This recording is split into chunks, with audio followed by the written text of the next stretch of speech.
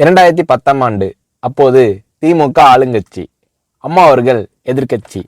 ஒரு பெரிய மிரட்டல் விடுத்து அம்மா அவர்களுக்கு எதிராக மதுரை மாவட்டத்தில் பல இடங்களில் போஸ்டர் ஒட்டியிருந்தார்கள்.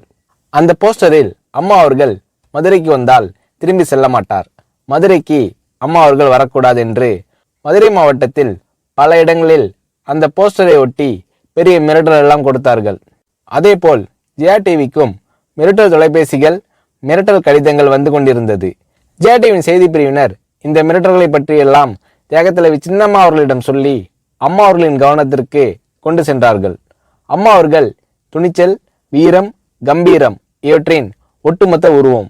அதனால் புரட்சி தலைவி அம்மா அவர்கள், நான் மதுரைக்கு போய் தீருவேன், பொதுக்கூட்டத்தில் பேசியே தீருவேன், எது நடந்தாலும் எதிர்கொள்கிறேன் என்று சொல்கிறார்கள்.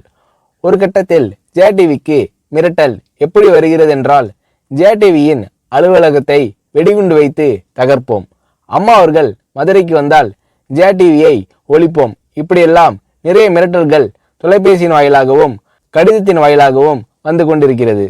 இந்த மிரட்டல்களை எல்லாம் கடந்து அம்மா அவர்கள் மதுரைக்கு சென்று பிரம்மாண்டமான பொதுக்கூட்டத்தில் லட்சக்கணக்கான மக்கள் மத்தியில் எழுச்சி உரையாற்றும் போது, ஒரு எதிர்க்கட்சியின் தலைவி என்ற முறையில் என்னை நீங்கள் மிரட்டுங்கள், ஒரு எதிர்க்கட்சியினை நான் நடத்துகிறேன் என்பதற்காக கழகத்தை மிரட்டுங்கள், ஜெயா டிவியை எதற்காக மிரட்டுகிறீர்கள், ஜெயா டிவியின் அலுவலகத்தை நீங்கள் தகர்ப்பீர்களா, ஜெயா டிவியை நீங்கள் ஒழித்து கட்டிவிடுவீர்களா, பார்க்கலாமா, ஜெயா டிவியை ஒழித்து கட்டிவிட்டால் என்னுடைய அரசியல் குரலை ஒழித்து விடலாம் என்று கனவு காணுகிறீர்களா?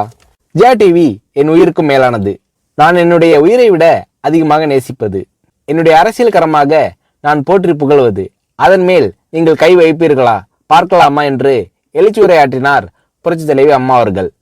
இப்படியெல்லாம் அம்மா அவர்களின் அன்புக்கும் மரியாதைக்கும் பாத்திரமாக ஜெயா டிவி இருந்தது.